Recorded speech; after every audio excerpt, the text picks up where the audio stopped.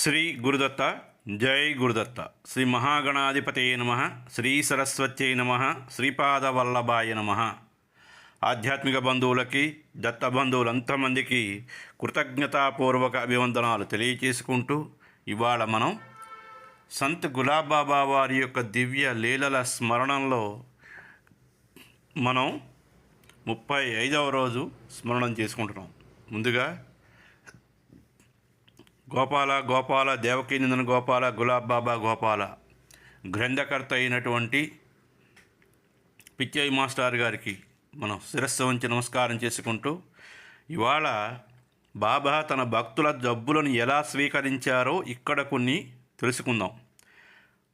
రమణ మహర్షి వారి శిష్యురాలు పరమభక్తురాలు అని చెప్పదగినటువంటి శ్రీమతి ప్రభావతి రాజే దేవాస్ రాజకుమార్తె 14 భాషల్లో మహాపండితురాలు.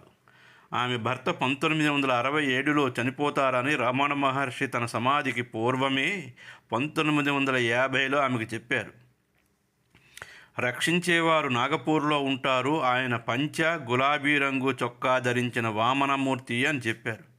పేరు చెప్పక గుర్తులు మాత్రమే చెప్పారు. 1967వ సంవత్సరంలో ఆమె భర్త వీపుపై రాచకురుపు లేచింది.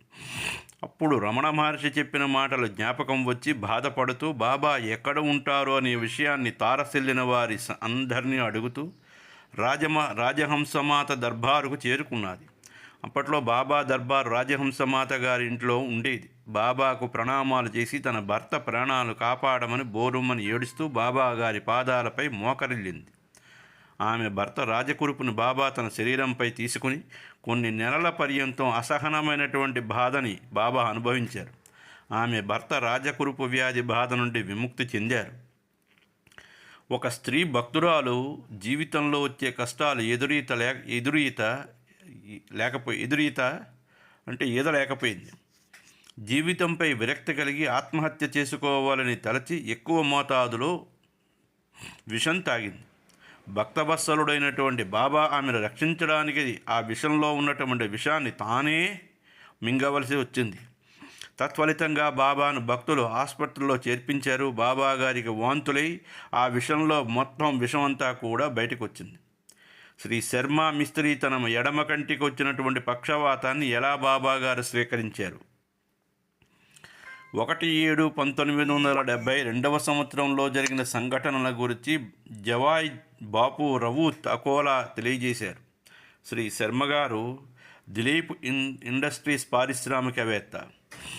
దిలీప్ పరిశ్రమలకి చెందినటువంటి పారిశ్రామికవేత్త. వీరిని చూడటానికి బాబా కొందరు భక్తులతో నాందూరాకి బయలుదేరితే ఏ భక్తునికి ఏమి జరిగినా బాబాకి తెలుస్తుంది. నాందూరాకు రాగానే బాబా శర్మని పిలిపించి ఆరోగ్య విషయం అడిగి తన ఎడమ కన్నుకి పక్షవాతం వచ్చిందని బాబాకు చెప్పాడు. బొంబాయి హాస్పిటల్లో ట్రీట్మెంట్ తీసుకుంటున్నానని, తగ్గలేదని బాబాకు ఏడుస్తూ చెప్పాడు. ఈ బాధపడేవాని కంటే రైలు కింద పడి ఆత్మహత్య చేసుకుంటే చనిపోతే బాగుంటుందని బాబాకు చెప్పాడు. ఆత్మహత్య కంటే మించిన మరొక పాపం లేదని బాబా అతనికి నచ్చజెప్పి బాబా తన చేతులను అతని కన్నుపై పెట్టి 3 సార్లు కంటి చుట్టూ తిప్పారు. ఈ ప్రక్రియ వల్ల బాబా ఎడమ కన్ను పూర్తిగా మూసుకుపోయింది. భక్తుని ప్రారబ్ధాన్ని 3 నెలలు అనుభవించారు. భక్తుల బాబాని బొంబాయి ఆసుపత్రిలో చేర్పించారు. హాస్పిటల్లో బాబా 27 రోజులు ఉన్నారు. అయినా బాబాకు ఉపశాంతి కలగలేదు. వైద్యులు మా వల్ల కాదని నిష్కర్షగా చెప్పారు. బాబా భక్తులతో నాసిక్ చేరాక కంటికి వచ్చినటువంటి పక్షవాతం తగ్గిపోతుందని బాబా చెప్పారు. అలానే బాబాకు తగ్గిపోయింది. ఈ విధంగా బాబా భక్తుని ప్రారబ్ధాన్ని 4 నెలలు అనుభవించి భక్తుని రోగ నివృత్తి చేశారు. ఈ రీతిగా భక్తుల బాధలను సహించే మహాత్ములు ఎవరైనా ఉంటారా అనే విషయాన్ని ప్రశ్నించుకోవలసినటువంటి బాధ్యత మనపై ఉన్నది. అహూజీ కుమారుడి విషాన్ని గ్రహించినటువంటి బాబా రాయ్పూర్ మధ్యప్రదేశ్ 26/2/1999లో బాబా భజన కార్యక్రమం శ్రీ సుందరాని ఇంట్లో జరుగుతున్నది. అయితే ఆ రోజు రాత్రి న్యాయవాది అహోజీ గారి ఇంట్లో ఒక దుస్సంఘటన జరిగింది. అతని కుమారుడికి జీవితంపై విరక్తి కలిగి విషపు గోళీలు మింగాడు. స్పృహ తప్పి పడిపోయాడు. ఈ విషయాన్ని అహూజీ గారు సుందరాని ఇంటికి ఫోన్ చేసి చెప్పారు. సుందరాని బాబాకి ఈ విషయం తెలిసింది. అతని కుమారుని ఉపశాంతి కోసం హాస్పిటల్లో చేర్పించమని బాబా కబురు పంపించారు. అతని కుమారుడు విషాన్ని తీసుకోవడం వల్ల బాబా ముఖంపై బొబ్బలు పుట్టుకొచ్చి వెంటనే హాస్పిటల్లో ఉన్న అహూజీ కుమారుడికి స్వస్థత కలిగింది. అక్కడున్నవారు ఎన్ని గోళీలు సేవించావని అడిగారు. 60 గోళీలు సేవించానని చెప్పాడు. అవి నిద్రమాత్రల కంటే చాలా విషపూరితమైనవని అందరికీ తెలిసింది. అహూజీ కన్నీరు కారుస్తూ తన కుమారుడు కన్నీటి గాథని అందరికీ ఇలా వినిపించారు. 6 నెలల క్రితం తన కుమారుడికి వివాహం జరిగిందని, ఆమె తల్లిదండ్రులు ఆ అమ్మాయిని కాపురానికి పంపలేదని, ఆ మానసిక సంక్షోభాన్ని తట్టుకోలేక తన కుమారుడు ఆత్మహత్యా ప్రయత్నం చేసుకున్నాడని అందరికీ చెప్పారు. 4 పిల్లలని విషవిముక్తి చేసినటువంటి గులాబాబా వారు కరోడి నివాసి అయినటువంటి శ్రీ రావుత్ అతని కుమార్తెలతో బాబా దర్శనానికి నాగపూర్ వచ్చి 4/1/91 తన ఇంటి వద్ద జరిగినటువంటి దుస్సంఘటన గురించి బాబా భక్తుల సమక్షంలో ఇలా చెప్పారు.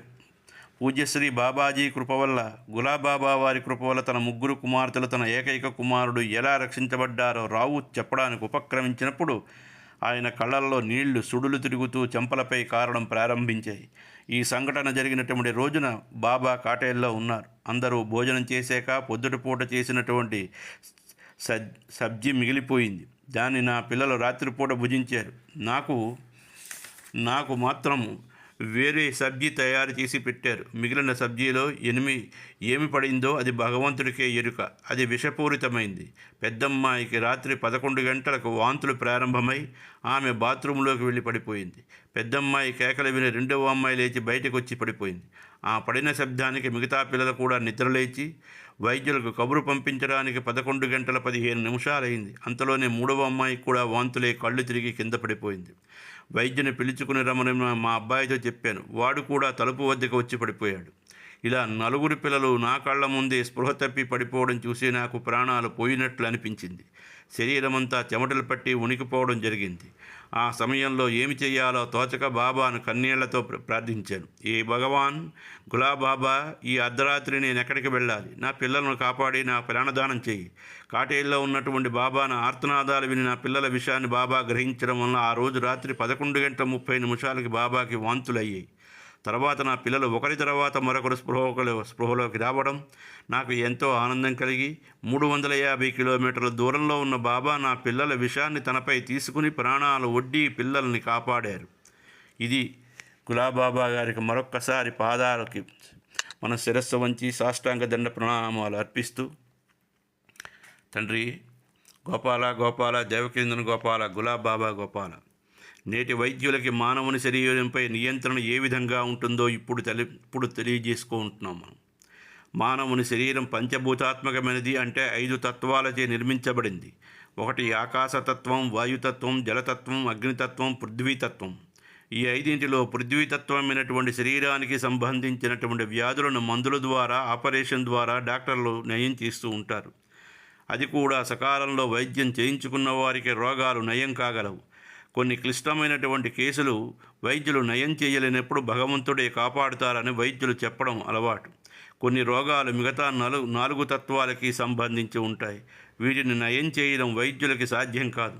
కేవలం అవతార పురుషులైనటువంటి సాయి, గజానన్, తాజుద్దీన్, గులాబాబా మొదలైనటువంటి మహాపురుషులకి సాధ్యమని వారి చరిత్రలో సంఘటనలు తెలియబరుస్తున్నాయి. ఈ సందర్భంలో స్వర్గీయ సూరి భగవంతుడి కుమారుడు రోగాన్ని ఎలా బాగు చేశారో తెలపడమైంది. అలాగే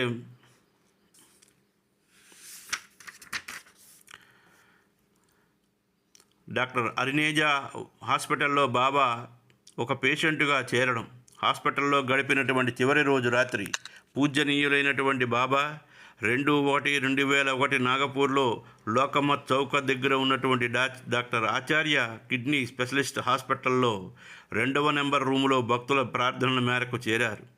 కొన్ని రోజుల తర్వాత బాబాకు ఛాతీ నొప్పి, తర్వాత తతిమ శరీర రుగ్మతుల వలన డాక్టర్ అరినేజా హాస్పిటల్లో చేర్పించారు. సమాధి కాబోయే చివరి రోజు రాత్రి వరకు హాస్పిటల్లోనే ఉండి రోజుకి బాబా గారి ఆరోగ్యం క్షీణించసాగింది.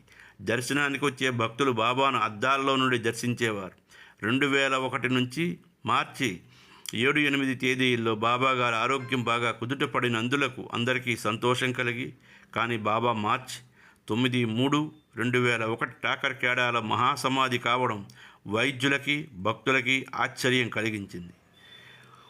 అమచామరన్ అమచామరన్ అమచహతాథాహే, నా మరణం నా చేతుల్లో ఉందని చాలాసార్లు బాబా అన్న మాటలు జ్ఞాపకం వచ్చాయి. బాబా తన సంకల్పం చేత మహాసమాధి అయ్యారని భక్తులకి పై మాటలను బట్టి అవగాహనమయ్యింది. అరినేజా హాస్పిటల్లో ఉన్నటువంటి బాబా మహాశివరాత్రి పర్వదినాన 21/2/2001 కాటేలకు వెళ్లాలని డాక్టర్ భక్తులకు ఒత్తిడి చేశారు కానీ బాబా అనారోగ్యరీత్యా వైద్యులు అంగీకరించలేదు. శివరాత్రి పండుగకి బాబా కాటేలు వస్తారని అధిక సంఖ్యలో భక్తులు ఇచ్చేస్తే ఆనాడు భక్తుల సంఖ్య లక్షల్లో దాటిపోయింది. అంత జన సమూహాన్ని తన 40 సంవత్సరాల కాలంలో ఎప్పుడూ చూడలేదని కాటేల ఆశ్రమ ప్రెసిడెంట్ అయినటువంటి 80 సంవత్సరాల స్వర్గీయ సుప్రూచింద్ తన ఆశ్చర్యాన్ని వ్యక్తం చేశారు. బాబా దర్శించాలనే ఉద్దేశంతో ఎంతో సంతు మహాత్ములు కాటేలకు వచ్చారు. ఈ యాత్ర సందర్భంలో ఒక అద్భుతం జరిగింది. బాబా డాక్టర్ రాజపుటే అనే పరమభక్తురాలు మధ్యప్రదేశ్ నుంచి 10-12 మంది భక్తులతో కాటేలకు వచ్చింది. ఆమెను మీరాబాయి అని పేరుతో పిలుస్తారు. బాబా 21/2/2001 శుక్రవారం గోపాల్ కాలా ఉత్సవం జరిగింది. ఆ రోజు మధ్యాహ్నం బాబా ఒక పసుపు రంగు కారులో కాటేలు వచ్చారు. ఆమెతో మాట్లాడి ఒక టెంకాయ ప్రసాదం ఇస్తూ నేను వచ్చిన విషయం ఎవ్వరికీ చెప్పవద్దని బాబా ముఖంపై వేలు పెట్టుకుని సైగ చేశారు. బాబా కారులో 3 భక్తులు ఉన్నారు, కానీ ఆమె వాళ్ళని సరిగా గుర్తించలేకపోయింది. తనకు కలిగిన ఈ అత్యద్భుత అనుభవాన్ని ఆమె మైకు ముందర నిలబడి వేలాది మంది భక్తుల సమక్షంలో చెప్పింది. అదే రోజు బొంబాయి భక్తుడైనటువంటి సద్గురు కాడే మహారాజుకి బాబా ఉదయం 9:30 గంటలకి భౌతిక దర్శనమిచ్చి భజనలు హరిపాఠం ప్రార్థన బాగా ఉన్నాయని చెప్పి అదృశ్యమయ్యారు. అలాగే హరినేజా హాస్పిటల్లో బాబా గడిపిన చివరి రోజు రాత్రి 9/3/2001 టాకర్ఖేడాకు బయలుదేరే ముందుగా 8/3/2001 గురువారం రాత్రి వరకు బాబా హరినేజా హాస్పిటల్లోనే ఉన్నారు. సమాధికి వారం రోజుల ముందే ఇంటి నుంచి టాకర్ఖేడా తీసుకెళ్ళండి అని బాబా పదే పదే చెప్పేవారు. కానీ ఎందుకు చెప్పారో ఎవరికీ అర్థం కాలేదు. నారాయణ్ అనే భక్తుడు బాబాతో ఇలా అన్నారు: మీ ముక్కుకు చేతికి తగిలించిన ట్యూబులు తొలగించాక వెళదాం, ఇంటికి వెళ్ళి ఏమి చేయాలి, మీ ఆరోగ్యం బాగా అవనివ్వండి అని బాబాతో చెప్పారు. రిటైర్డ్ సబ్ ఇన్స్పెక్టర్ దాదారావు బాబా వద్ద పగలు హాస్పిటల్లో ఉండేవాడు. రాత్రుళ్ళు నారాయణ్ బాబాను కనిపెట్టుకుని ఉండేవారు. మిగతా భక్తులు బాబా రాత్రుళ్ళు పగళ్ళు బాబాను కనిపెట్టుకుని హాస్పిటల్లో ఉండేవారు. బాబా రమ్మని బాబాగారి తమ్ముడు కుమారుడైనటువంటి జ్ఞానేశ్వర్ మహారాజుకు, పైఠన్ డాక్టర్ శ్రీ శివాజీ పాటిల్కు, నితీష్ పండితులకు 5/3/2001 రాత్రి వారితో బాబాకి ఇలా చెప్పారు: నేను టాకర్ఖేడాలో సమాధి చెందుతాను. గొంతును బట్టి స్పష్టంగా మాట్లాడే మాటలను బట్టి బాబా ఎలాంటి జబ్బు లేదని డాక్టర్ పాటేల్ తలిచారు. ఆ సమయంలో బాబాకి ఏదో చెప్పబోతుండగా కాటేలాశ్రమం కూర్చోలేక టాకర్ఖేడా ఆశ్రమం కూర్చో జ్ఞానేశ్వర మహారాజు చొరవ తీసుకుని, బాబా మీ ఆరోగ్యం బాగాలేదు, లేదా ఎక్కువగా మాట్లాడకండి అన్నారు. బాబా మౌనం వహించారు. ప్రతిరోజు టాకర్ఖేడా వెళ్ళాలని చెప్తూ ఉండేవారు. రోజు భక్తులకు దర్శనమిస్తూ మాట్లాడేవారు, భజనలు కూడా చేసేవారు. అందువల్ల బాబా ఆరోగ్యం మెరుగైందని, 1-2 రోజుల్లో హాస్పిటల్ నుంచి డిశ్చార్జ్ అవుతారని భక్తులు తలచారే కానీ బాబా సమాధి చెందుతారని కల్లో కూడా ఊహించలేదు. 9/3/2001 హోళీ పండుగ నాడు టాకర్ఖేడా వెళ్ళాలని ఆగ్రహించి చెప్పారు. బాబా పట్టుదల గ్రహించి హాస్పిటల్ నుండి తీసుకుని బాబాను వ్యాన్లో పడుకోబెట్టారు. అక్కడి నుండి తులసీబాగ్ దర్బారుకు చేరి రొట్టె పాలు సేవించారు. టాకర్ఖేడాకు త్వరగా వెళ్లాలని బాబా ఆదేశించారు. ఏమాత్రం ఆలస్యం చేసిన పక్షంలో నేనొక్కడినే బయలుదేరుతానని అన్నారు. బాబా ఆజ్ఞానుసారంగా అందరూ బయలుదేరారు. బండిని మధ్యలో ఎక్కడ ఆపవద్దని ఆదేశించారు. బాబా పడుకోవటానికి బండిలోనే ఒక మంచం లాంటిది ఎప్పుడూ ఉంటుంది. అందులో ప్రయాణం మధ్యలో బాబా లేచి, నన్ను కాటేలు తీసుకెళ్తున్నారా లేదా టాకర్ఖేడా తీసుకెళ్తున్నారా అని అడిగారు. టాకర్ఖేడా తీసుకెళ్తున్నామని భక్తులు చెప్పగా మౌనం వహించారు. మధ్యాహ్నం 2:30 గంటలకు బాబా భక్తులతో టాకర్ఖేడా చేరారు. గ్రామదేవత ఆలయం వద్ద బండిని ఆపమన్నారు. అమ్మను దర్శనం చేసుకోవాలన్నారు. గ్రామదేవత బాబాను బండి దిగవద్దని భక్తులు కోరారు. గ్రామదేవత ఆలయంలో టెంకాయ కొట్టి పూజలు చేశారు భక్తులు. బాబా ప్రసాదం తీసుకుంటూ అమ్మకి ప్రణామం చేస్తూ కన్నీటి పర్యంతమయ్యారు. గ్రామ ప్రజలంతా బాబాను దర్శించారు. అందరికీ ముకుళిత హస్తాలతో ప్రణామాలు చేశారు. అది చివరి ప్రణామాలని ఆ అమాయక గ్రామ వాసులకి తెలియదు. అక్కడ నుండి టాకర్ఖేడా ఆశ్రమానికి బాబాను తీసుకొచ్చి ప్రసన్నవదనంతో అందరికీ దర్శనమిచ్చి మాట్లాడారు. భోజనాలు చేయమని చెప్పి బాబాకు డయాలసిస్ చేశారు. కొద్దిసేపు విరామం తీసుకున్నాక భక్తులతో భజనలు చేశారు. వైద్యులు ఇంజక్షన్లు చేశారు. సాయంకాలం 5:40 గోవిందా గోవిందా అంటూ చివరి శ్వాస విడిచారు. చైతన్యంలో లయించింది. బాబా భౌతిక దేహం విడిచిపెట్టారు. టాకర్ఖేడా గ్రామం అంతా శోక సముద్రమైంది. భక్తుల గుండెలు పగిలేటట్లు రోదిస్తూ, కొందరు తలలు బాదుకుంటూ ఏడుస్తూ, మరికొందరు రోడ్లపైన దొర్లి ఏడుస్తూ, మరికొందరు మాకు ఇక దిక్కెవరని ఏడుస్తూ అప్పటికప్పుడే ప్రముఖ భక్తులందరికీ ఫోన్ల ద్వారా తెలియజేయడమైంది. రేడియోలు, టీవీల ద్వారా బాబా మహాసమాధి చెందారని ఉత్తర భారతదేశమంతా తెలిసిపోయింది. ఆ రోజు రాత్రే వేలాది మంది భక్తుల తండోపతండాలుగా బాబా అంతిమ దర్శనానికి మహాసముద్రంలా టాకర్ఖేడాకి తరలి వచ్చారు. జనంతో కిక్కిరీసి తొక్కిసలాట ప్రారంభమై బాబా అంతిమ దర్శనం టీవీల ద్వారా ఏర్పాటు చేసి బాబా భౌతిక కాయానికి 10/3/2001 సుగంధ ద్రవ్యాల మధ్య వీటితో నీటితో స్నానం చేయించి, ట్రక్కును పూలమాలతో అలంకరించి వేదిక నిర్మాణం చేసి బాబాను పడుకోబెట్టి కాటేలు గ్రామం నుంచి వేలాది మంది భక్తులు అంతిమ దర్శనానికి వచ్చారు. ఆ రోజు షిరిడీ సాయి మందిరంలో హిందువులు ముస్లింలు గొడవ పడిన విధంగానే కాటేలు గ్రామ ప్రజలు కూడా బాబా భౌతిక కాయాన్ని కాటేలాశ్రమంలోనే సమాధి చేయాలని, టాకర్ఖేడా గ్రామ ప్రజలు టాకర్ఖేడా ఆశ్రమంలో సమాధి చేయాలని ఇరు వర్గాల వారు ఘర్షణలు పడ్డారు. అలాంటివి ఎక్కడైనా నిజంగా వాస్తవ జరిగిన సంఘటనలే. టాకర్ఖేడా గ్రామం నుంచి హరేరామ భజనలు చేస్తూ బాజా భజంత్రీలతో భక్తులు ఊరేగింపు చేసుకుంటూ బాబా భౌతిక దేహాన్ని తానైమాత ఆశ్రమానికి తీసుకొచ్చారు. భక్తులు అంతిమ దర్శనానికి భౌతిక కాయాన్ని విఠల్ మందిరం వద్ద ఉంచారు. చాలామంది భక్తుల వరుసలో నిలబడి చివరిసారిగా బాబా దివ్య చరణాలకి ప్రణామాలు చేసుకుంటూ ఆనాడు స్వర్గీయ వరదరాజస్వామి గాయత్రి ఉపాసకుల స్వర్గీయ బెజవాడ సుబ్బారావు మహారాష్ట్ర పర్యటనలో ఉండడం వలన బాబాగారి భౌతిక కాయాన్ని దర్శించే భాగ్యము ఆంధ్రులైన వీరిద్దరికి మాత్రమే కలిగింది. 15 అడుగుల గుంటను తవ్వి దాన్ని కర్పూరంతో ముప్పుతో నింపడమైనది. ఇంకా అందులో ఎన్నో సుగంధ ద్రవ్యాలు కలిపారు. బాబాని పద్మాసనంలో సమాధిలో కూర్చోబెట్టి తలపై తలపాగా చుట్టారు. సజీవ కళ బాబా ముఖం నుంచి ఉట్టిపడటం వల్ల అందరికీ ఆశ్చర్యం వేసింది. అందరికీ సహజ సమాధి స్థితిలో కనపడ్డారు. ఆ సమయానికి ప్రముఖ సిద్ధ పురుషులైనటువంటి శ్రీ సాయిదాస్ బాబా ఆయన భక్తమండలి అలహాబాద్ నుండి బయలుదేరి టాకర్ఖేడాకి వచ్చి సాయిదాస్ బాబా సమాధి గుంటలో దిగినప్పుడు నాకు బాగా వేడిగా ఉందని సాయిదాస్ బాబాతో గులాబ్ బాబా అన్నారు. 4వ రోజున మట్టితో కప్పిన సమాధి లీలలుగా పగుళ్ళు ఏర్పడ్డాయి. సమాధి నుంచి ఒక కాంతిపుంజం బయటకు వచ్చి ఆకాశ మార్గాన రివ్వునని ఎగురుతూ అదృశ్యమైందని చూసిన భక్తులు చెప్పారు. గులాబ్కి ఖుష్బావ్, గులాబీ పువ్వు సౌరభం 2000. విదర్భ ప్రఖ్యాత కిడ్నీ స్పెషలిస్ట్ డాక్టర్ డే ఆచార్య గారు సంత్ శ్రీ గులాబ్ బాబా చికిత్స చేసిన సందర్భంలో గులాబ్కి ఖుష్బూ అని ఒక చిన్న పుస్తకాన్ని వ్రాసి ప్రచురించారు. ఆ శుభ సమయంలో డాక్టర్ ఎంజి రాథోడ్ ఆయన అభినందనలు డాక్టర్ ఆచార్యారిగా తెలిపారు. ఈరోజు మాకు ఎంతో ఆనందం కలుగుతున్నది. పూజ్యనీయ సంత్ గులాబ్ బాబా మీ హాస్పిటల్లో పేషెంట్గా చేరడం మీ పూర్వజన్మ సుకృతం. మీకు బాబాకు శ్రద్ధతో వైద్యం చేసిన విధానం, మీ నోటి నుంచి వెలువడిన మధురమైనటువంటి మాటలు బాబాను ఎంతగానో ప్రభావితం చేశాయి. మీరు గులాబ్ బాబాపై ఆయన భక్తులపై ఎంతో ప్రేమాభిమానాలు వ్యక్తపరిచారు. ఒక మందిర పూజారి వలె బాబాను అహర్నిశలు భక్తి శ్రద్ధలతో సేవించారు. ఈ పుస్తకంలో మీరు బాబా గురించి మరియు కిడ్నీ వ్యాధికి సంబంధించిన విషయాలందరికీ తెలిసే విధంగా రాశారు. ఈ చిన్న పుస్తకం ప్రజలు చదివి లబ్ధి పొందుతారని ఆశిస్తూ ఆయన వైద్యులు రాసినటువంటిది. డాక్టర్ ఆచార్య గారు బాబా గారి గురించి రాసినటువంటి విషయం. నేటికి సుమారు 5 సంవత్సరాల నుంచి బాబాతో పరిచయం ఏర్పడింది.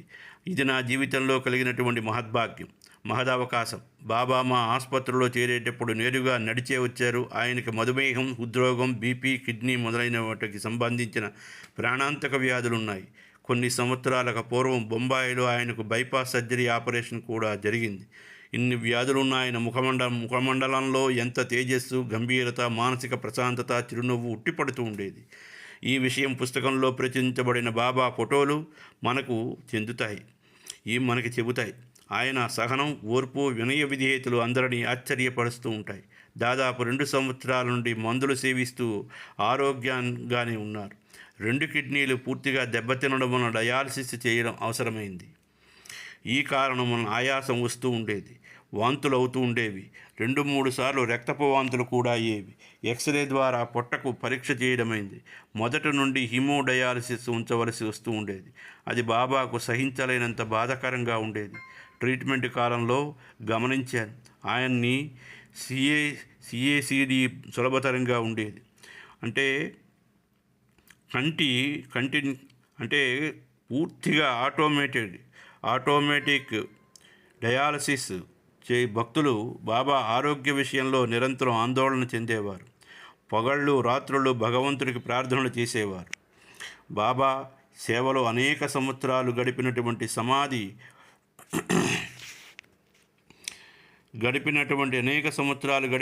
కుమారి పుష్పతాయి నిరంతరం బాబాగారి ఆరోగ్యం గురించి ఆందోళన పడుతూ ఉండేది. ఒకసారి పుష్పతాయి ఇలా అన్నారు, చూడండి డాక్టర్ గారు, గులాబ్ బాబా అంటే ఎవరో తెలుసా? ఆయన పబ్లిక్ ప్రాపర్టీ, ప్రజల ఆస్తి, చాలా జాగ్రత్తగా చూడాలి.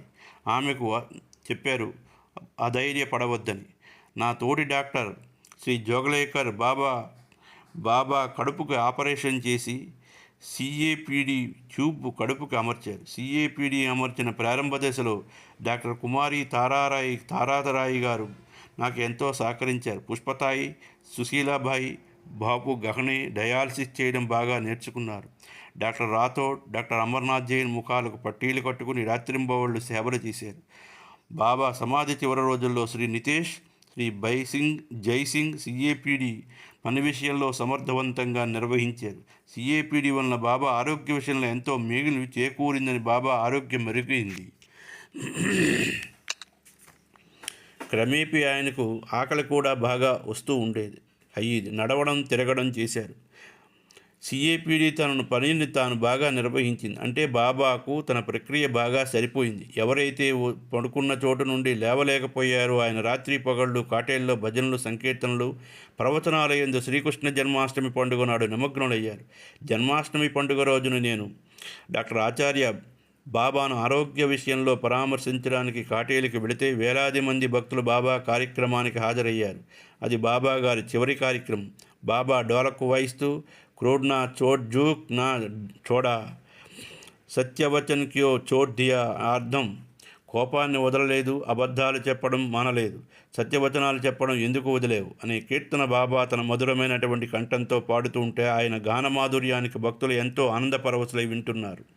భక్తులు రాత్రి 12 గంటలకి బాబాను కిరీటం పెట్టారు, రంగురంగుల వస్త్రాలు కప్పారు.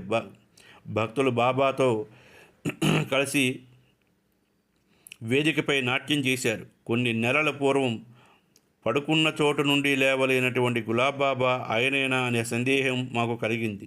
విస్మయంతో ఆయన వైపే చూస్తూ ఇలా కట్టెలా నిలబడిపోయాం. వైద్యులు చేసిన ఆయన మేము కాటేలు వెళ్ళవద్దని చెప్పాం. అయినా మా మాటలు వినకుండా తన ఆరోగ్యాన్ని లెక్క చేయకుండా భక్తుల కోసం కాటేలు రావడం జరిగింది. సిఏపిడి ప్రక్రియలో బాబా తన ఆరోగ్యం గురించి ఎంత జాగ్రత్త తీసుకోవాల్సిన అవసరం ఉంది. లక్షలాది మంది భక్తుల కోరిక ఏమిటి అంటే ఆయన దర్శనం నిరంతరం కలగాలని, మాట్లాడాలని, కొందరికైతే ఆయన్ను ముద్దాడి ఆశీర్వచనాలు పొందాలని తహతాలాడేవారు. దేన్ని గురించి అయితే నేను భయపడ్డానో చివరికి అదే జరిగి ఆయన ఆరోగ్యం మళ్ళా యథాస్థితికే వచ్చింది. ఆయనకి పెరిటోనైటిస్, అన్నాశయం పేగులో చిల్లుపడటం వలన సంభవించే నొప్పి, వాపుతో కూడినట్టు బాధ కలిగింది. అందుచేత ఖరీదైన మందులు వాడవలసి వచ్చింది. బాబా ఆరోగ్య విషయంలో కొన్ని రోజులు బాగుండడం, మరికొన్ని రోజులు బాగులేకపోవడం జరిగింది. నేను ఒక వైద్యుడిగా బాబాను కలిసినప్పుడల్లా వారు నన్ను చూసి ఓం నమః శివాయ అనేవారు. నన్ను పితాజీ తండ్రి అని పిలిచేవారు. నేను మీకు బిడ్డనైతే నేను మీకు ఎలా తండ్రి అవుతానని బాబాతో నవ్వుతూ అనేవాడిని. బాబా కంటే డాక్టర్ చాలా చిన్నవాడు. ఆయన చివరిసరిగా నన్ను చూసి హరి ఓం తత్సత్ అని సంబోధించినటువంటి వేదవాక్యం ఇది. పరబ్రహ్మకు ఓం తత్సత్ అనే శబ్దాలు సంకేతాలుగా ఉపయోగిస్తారు. సత్ అనే శబ్దం పరబ్రహ్మ నిత్యమైన సత్యాన్ని తెలుపుతుంది. వేదాలు కూడా హరి ఓం తత్సత్తులతో ప్రారంభమై చివరకు కూడా హరి ఓం తత్సత్ అనే ముగింపుతో పూర్తవుతుంది. దదీచి సంస్థానం central India kidney foundation, Nagpur. Sant Gulab Baba మధుమేహ వ్యాధి పీడితులు. ఈ కారణాన బాబా కిడ్నీలు పూర్తిగా దెబ్బతినడం వలన కిడ్నీలు పాడవడానికి అనేక కారణాలుంటాయి. భారతదేశంలో ప్రతి సంవత్సరం 1,00,000కు పైగా కిడ్నీ వ్యాధులు బలవుతున్నారు. కిడ్నీ వ్యాధుల్లో బాధపడే వారికి తాము కిడ్నీ వ్యాధి పీడితులమని తెలుసుకోవడం కష్టం. అధిక రక్త ప్రసరణము, గుండె జబ్బు, మధుమేహం కిడ్నీలు పాడవటానికి ముఖ్య కారణాలు. కొన్ని ఉపాయాలు, జాగ్రత్తలు తీసుకోవడం వల్ల కిడ్నీలు చెడిపోకుండా నిరోధించవచ్చు. నేటి సమాజంలో ప్రతి ఒక్కరు కిడ్నీ వ్యాధుల గురించి తెలుసుకోవడం ఎంతైనా అవసరం. జనజాగరణ చేయడం దృష్ట్యా మేము సెంట్రల్ ఇండియా కిడ్నీ ఫౌండేషన్ స్థాపించి దీన్ని దధీచి సంస్థాన్ అని పేరు పెట్టాం. దధీచి మహర్షి గొప్ప త్యాగ తపోధనుడు. ఈయన ఇంద్రుడికి తన అస్థికలు దానం చేసిన విషయం అందరికీ తెలిసి ఉండొచ్చు. కిడ్నీ వ్యాధులను గూర్చే కాక డయాలసిస్ మరియు కిడ్నీలు మార్చే విషయాల గురించి తెలుసుకోవాల్సిన అవసరం ఉంది. దధీచి సంస్థానం కిడ్నీ వ్యాధులని బాధపడే వారికి తప్పనిసరిగా సహాయం అందిస్తుంది. ఇక్కడ ఈ అధ్యాయంలో ఇవ్వబడినటువంటి మెడికల్ పదాలకి అర్థం భక్తుల కోసం రచయిత అయినటువంటి పిచ్చయ్య మాస్టర్ గారు వివరించడమైంది. ఇందులో ఇక్కడికి ఇది సమాప్తం.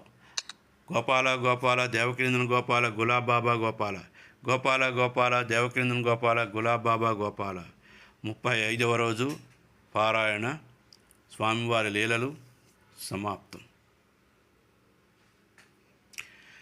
గోపాల గోపాల దేవకీనందన గోపాల గులాబ్ బాబా గోపాల, గోపాల గోపాల దేవకీనందన గోపాల గులాబ్ బాబా.